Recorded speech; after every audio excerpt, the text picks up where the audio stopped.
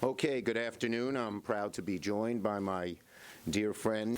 In his State of the Union address, President Trump talked at length about health care, claiming amazingly at one point he will fight to protect patients with pre-existing conditions. We know the president just lies about protecting health care, and his budget is proof. In the State of the Union, if the State of the Union is what he says, the budget is what he does, and the two are from different planets.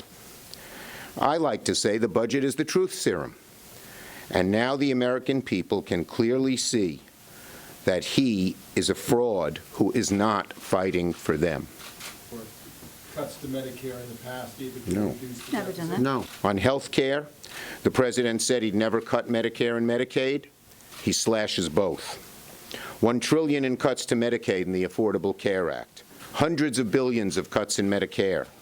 And the president even proposes a $35 million cut to CDC's Infectious Disease Rapid Response Reserve Fund.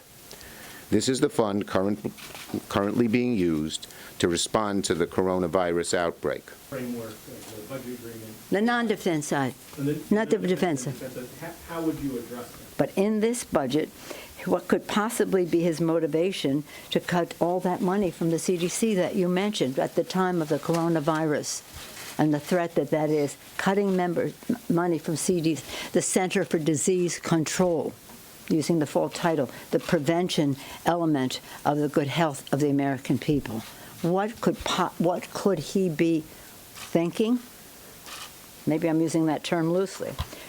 Bernie Sanders is, of course, running at the top of your field right now. Would both of you be comfortable with the so-called Democratic Socialist, as he calls himself, top of your ticket? Primaries are primaries, and there are always lots of Sturm and Drang.